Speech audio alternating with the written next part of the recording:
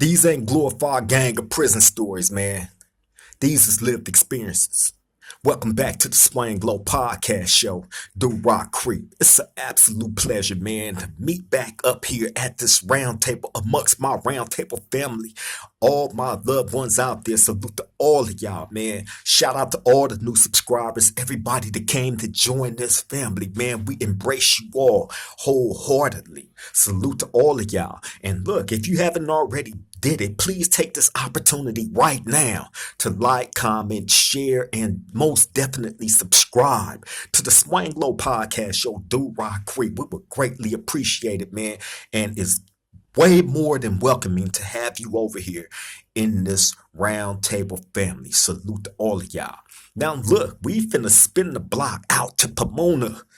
You feel me? Now, this one right here, man, is probably more personal to me than any of the other ones that I've done so far, and probably any of the ones that I do in the future, right? That should tell you right there, like how personal this one is to me, man, because I ended up developing actually, I was gifted a brother.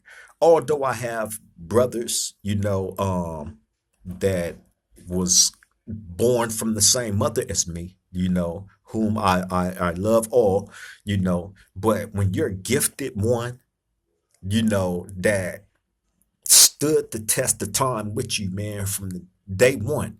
You feel me? Like this, you gonna definitely show a lot of honor and love and respect to, right? Now, when me and him first came in contact with each other was in the year 2014, I believe, right? This is after I had got caught with all the weed that they found a lot of weed on me, right? And that's when me and my young homie Rock Vaselis, we ended up going to the hole, sat back there, did the shoe, we was back there for like 9 months, and just thugging it out, riding it out, you know what I'm saying? And then finally we get out the hole, and that's when the homie Hall came into the cell with me. I remember this night clearly. It was crazy because at that time, I believe that's when Gangster Tim from Rubido's Projects had just moved out the cell with me, right? And that's when the homie Boss Hog from Pomona Evilside come in, fresh out the shoe, right? If y'all don't know what the shoe program is, the shoe program is when you go to the hole a number amount of times, and depending on how serious the charge is that they putting you back there for, right, is going to determine if you stay in the hole or they graduate you up to even more lockdown and secure facility known as Pelican Bay or Corcoran, and this is where they have the shoe programs at, where it's completely isolated away from the rest of the prison. Pelican Bay's shoe is built underground. It's built all the way up underground. Imagine that. You feel me? And this is where they put human beings for years. You can be back there indeterminately. And you had those that was in there buried underground for years. This was Pelican Bay shoe, right? Then Corcoran shoe is where they had people like Charlie Manson and stuff, you know what I mean? And it's just horrible living conditions, for any human being. But however, this was their form of punishment for you when the hole wasn't enough, and they felt that you needed an even more severe punishment. Because I've described to y'all how the holes was. You had nothing back then. In the 90s, in the early 90s, they wouldn't giving you TVs and radios and all that in the hole. All you had was books and puzzles to do. You feel me? And magazines. You feel me? And that's it. You wasn't getting nothing else. You was looking at the walls. You was left in that cell with your thoughts only. You feel me? So anyway, bro, Hog had just got out the shoe, out of Corcoran shoe. And I remember what's crazy is this particular day, it was a female CO that was working that I had ended up um how can I describe it? Developing like an extremely good rapport with, right? And she was working that night in the building, and just so happened, um me and her had like always when she came around, we had our interactions and whatnot. However, we dealt with each other, right? I'm not talking about like sexual or nothing like that, but you know, anyway. So when she's the one to go pick the homie hog up, right? So bam, I guess him and her is having a discussion on their walk back because she's walking, escorting him back to the building to our cell, being that he had just got out the shoe. He still had the red jumpsuit on and all that, right? With his little bag of property and shit. So bam, like they having a discussion back and forth, and um, I guess she was telling him like yeah, you going in the cell with a real one and this and that and whoopty whoopty whoopty wham, right? So he's saying he when he get in the cell with me, right? He's telling me about what they was talking about, right? He was like, man, what he's like the way she was talking about you and was saying this and that about you, man, that let me know you got her off the top. Like, so, you know, so anyway, uh uh uh bam. I had just smoked some THC. You feel me? Really, that's all I dealt with. You know what I mean? THC, weed, and wax only. So bam, I had just smoked some wax, and I knew that they was gonna try to bring somebody in the cell. You know, so bam, I'm like, okay, cool. You know, it's just was a matter of time. So this particular night, I'm in there high, I'm chilling. You know, and the door come open, bam. So I'm like, I jump up and I see him and her, him and the female CEO that I was very familiar with, right? Coming up the stairs. So I'm like, okay, this is who they finna bring in the cell with me. It's the homie Hog, right? Pomona Evilside. So bam. Mind you, I had just blew. So they open up the door, bam. Bro walk up, introduce himself. I introduce myself. He come in the cell, you know, and me and her have a short little discussion about something that she go about her business, and me and bro in there chilling, chopping it up, you know, and he telling me where he from. I'm like, that's crazy, bro. Like, this is a homie, you know, from the SGV. Like, it was just so it was crazy. It just so happened that he's just getting out the shoe and coming right in the cell with me, fresh out the shoe, and it's a homie on top of that from the SGV.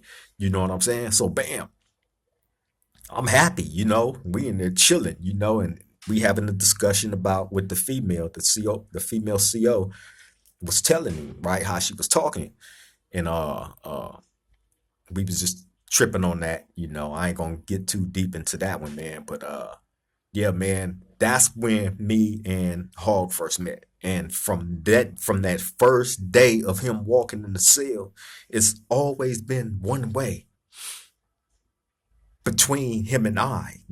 Like the highest respect, you know what I'm saying? And like real brothership. You know what I mean? Real brothership, man. And being in a prison environment, you get cool with a lot of people. You know what I mean? Like from everywhere, you get real cool with a lot of people, man. Like you in an environment where it's just closed off to the rest of the world, and it becomes its own little world. So, you know, of course, naturally, by y'all being seeing each other all the time and being around each other all the time, y'all gonna form different friendships and bonds. You know, naturally. You know, but to actually, man, look, me and bro was so tight, so cool. And y'all gotta remember back then, we didn't have like no sack, you know, as a means to hustle and get our grind on. And we didn't have none of that. You feel me? You gotta remember, he was just getting out the shoe. I had just got out the hole from doing the shoe, and was still under investigation for getting found with all the weed and all that stuff inside of my cell. That was a big investigation. That was a big thing. You know, they was running around talking about that, for months. Oh, Creek got found with a pound of weed in his cell. Creek got found with a pound of weed in his cell. They was talking about that forever because my image and reputation that I had around there, for one, I'm all the way in the cut. I'm not one of them guys that like a spotlight put on him, especially when you're not driving clean. You got to think smarter and try to be a step ahead as much as you possibly can, which means keeping your name out the limelight of discussions when it comes to illegal activities. That they will definitely run up on you behind, and they do it all the time. They ain't got no problem with doing it. If they feel like you're introducing illegal contraband on a state facility, then best believe they gonna come at you hard, and they gonna keep you under investigation. They got real police that police everything and will go all out for a prosecution on you. You feel me? And we've seen that. We've experienced that. Me and the homie Hog. You know, a number of times. Once we was able to get our foot in the game, man, trust and believe. And see, and that's what I'm saying. In the beginning, in the beginning of the times when he first got out the shoe, and I was still going through the court stuff and all that, right? Fighting the weed case that I had, right? There was nothing. It was hard times. You had other people that was able to get their foot in the door and do their thing, and we was trying to get in with them. But at the same time, you have to be able to contribute something. You have to start from somewhere, and it was hard for us to get things started because based on what was going on, it was a lot of snitching too. Can't forget that. So some hey man, it got down to the point where we would have one top ramen in our cell. One top ramen. You know how we would split that top ramen in half here, bro, and make it work. You feel me? He had access to all my stuff just like I had access to all his stuff. You know what I mean? Like, um, if I had to do time with anybody, which I hate even, having to use this as an example because nobody should want to um be in nobody's prison or jail. And hey, let me say this again because I'm gonna continue to drill this into y'all head. These stories are not to glorify prison or jail or any of this stuff. It's to help to encourage those to teach you a different way of thinking so you don't put yourself in a position of risking your freedom and your life, separating yourself from your family. We dealt with it. That's what I'm saying. Like with me and the homie Hall, this man been with me through deaths that I suffered within my family and in my life. You know what I'm saying? People that meant something to me. Being in prison, you can't show emotion. You feel me? And it's hard to deal with emotion, especially when it's dealing with something that's on that level of a death in your family and you're not able to do nothing. You can't even go to the funeral. You can't do nothing. So how do you eternalize all that in a jail cell? You feel me? And you're locked in there with another man on top of that. And then when you go outside the cells, a million other men around, and that's all you see. And it's many different mentality types that's running around on these yards. So you don't know what you're gonna get from day to day. You don't know what the next man gonna wake up on. You feel me? And that's one of the reasons why I told y'all the story. I think I told y'all this story about my homie Stutterbox from Pomona Angelo Mafia, right? Uh, who was another one of my young bros, somebody I consider a little brother to me. I always had him with me when we was together in Calipatria. You know what I'm saying? Straight rider, hitman. You know what I mean? But I remember one morning. Now, me and his relationship was every time we shooting jokes and we laughing. I see him, hug him around his neck, and you know what I'm saying. This is my little bro. You know what I'm saying? And we shooting the shit back and forth, right? And I remember this one morning, man. I seen him. I think I was walking to the kitchen, and I seen him coming the opposite way towards me, right? And when I seen, I go into what we normally did, which was say something crazy to each other, just to get them to laugh or whatever, right? And I remember saying something to him, and I wasn't peeping his demeanor because I'm so used to, everything being exactly the same between him and I, right? And I wasn't really peeping his demeanor until he got up close up on me. And when he got up close up on me, that's when I realized he had turned into a demon. And what I mean by that is that person that I was used to dealing with was no longer there. It was a dark image of him. And what was going on there was, I believe it was his mama, man, or somebody had passed away the night before, right? And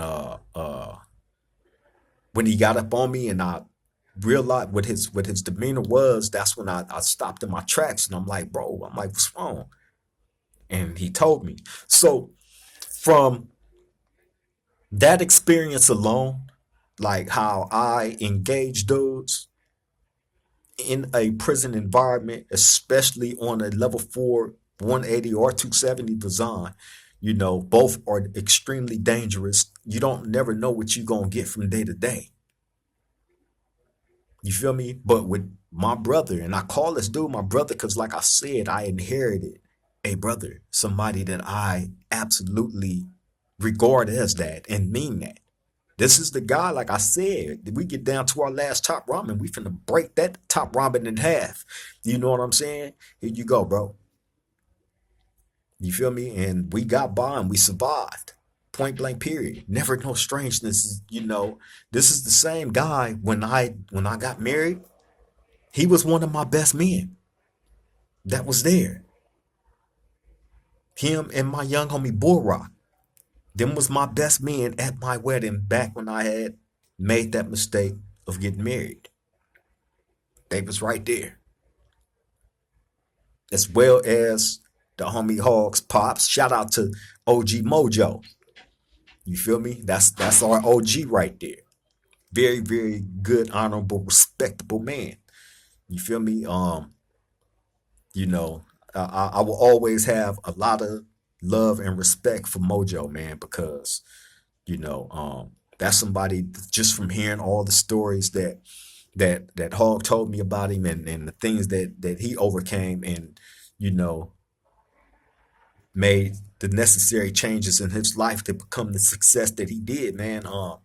It's amazing, you know what I mean? So I would definitely, man, had the utmost love and respect for Mojo, man. He was there that day, also when I made the mistake of getting married.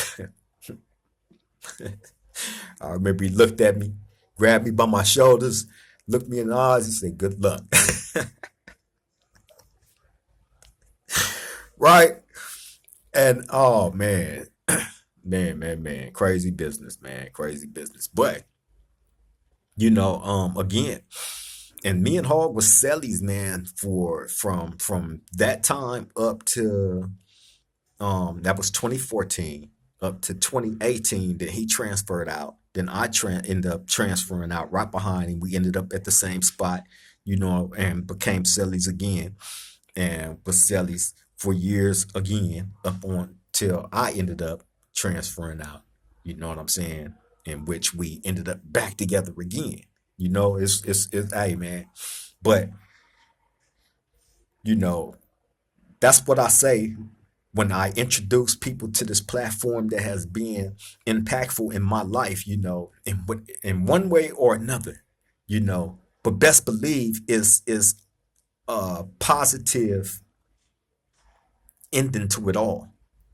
You know what I mean? And the positive ending meaning not ending when it comes to friendship, when it comes to the true love, when it comes to true respect and all that, hey man, that's going forever to go on and grow.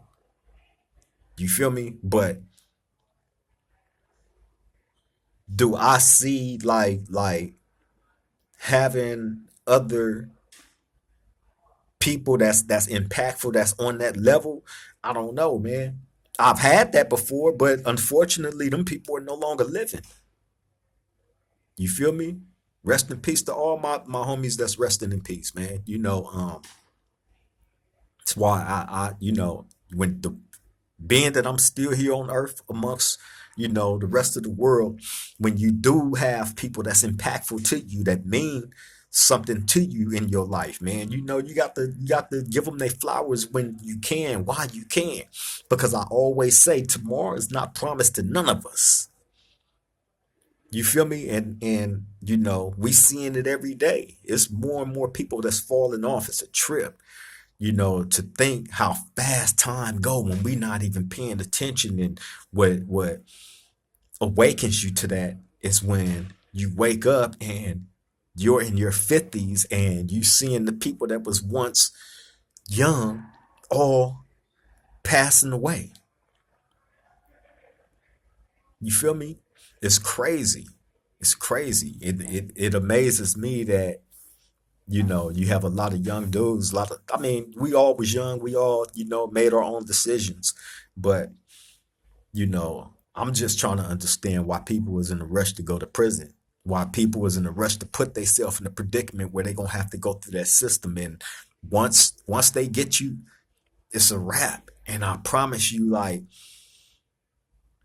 you know, when you are forced to sit down and overlook some of the decisions that you've made in your life, and then you're sitting in somebody's prison where the same people that you thought was your enemies is in the same messed up predicament, made the same dumb identical mistakes that you made in honor of something that isn't gonna even pay for your funeral when you die. That's just the hardcore truth to it all, man. You know what I mean? So, to be in a rush to go to somebody's prison and sit amongst other men and have them hating on you if you do got a woman, and providing condoms, and like, come on, think about it. And y'all willing to trade y'all freedom for that? To each his own. If that's what you choose to do, if that's what you want for yourself in your life, hey, have at it. Some people was into it. If that's what you into, then hey, man, keep doing what you're doing. You feel me? But yeah, man, the consistency in me and the homie Hogs, relationship has always been A1. That's a person that can, if I had any flaws about myself, he can come tell me, and I'm not taking nothing personal. He's done it. Trust and believe. He's done it. We've done it to each other, and nothing is taken personal. You just got to correct whatever it is that you need to correct, and keep it moving. That's what men do. Men help correct other men. You feel me? Especially when there's no bad intentions behind that. Dudes know you're a better version of what you may be displaying yourself to be. And sometimes we need to be woken up and realize, like, what, you right, I am.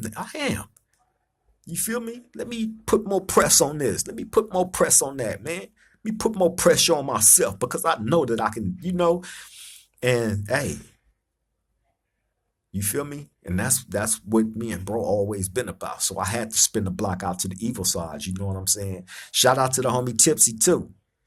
You feel me? Tipsy, another one from Pomona Evilside. A homie, official homie. Crazy or I don't know what, but definitely official homie. You know, um, We've been in rides together, man. We've been, I can't say nothing bad about Tip, other than he's crazy as hell, but definitely gonna go when it's time to go, unquestioned. You feel me? When it come to the guy Fresh from Pomona Evilside, Buster, straight up. I told y'all the story about him. How he took that phone from the North Daniels and gave it to the homie and didn't pay for it, and then basically PC'd up off the yard. You know, Buster, Buster. It was a whole lot that I left out on that story about him. You feel me? So all evil sides should know that, man. None of that story was fabricated. That dude right there is a piece of crap. Straight up. He don't need to have no association with none of the real evil sides. And I know there's some real ones. You feel me? Starting with my bro, Hog. You feel me? Straight up. But on that note, I'm finna get up out of here, man. It's been a pleasure and an honor to spin the block out to the Pomona streets. You know what I'm saying? Up in the north side with the evil sides. You feel me? Shout out to my bro Hog, man. It's always love, always respect to the utmost. You my bro for death, boy. You feel me? For real, for real. On that note, I'm finna get up out of here, let y'all get back to y'all day. Again, like, comment, share, and subscribe. If you haven't already did it, I would greatly appreciate it. You feel me? On that note, y'all take care. Y'all stay safe. Y'all stay vigilant, man. Let the people that's in your life know that you love them and appreciate them while you can, because tomorrow is promised to none of us. On that note, I'm gone. Triple gang.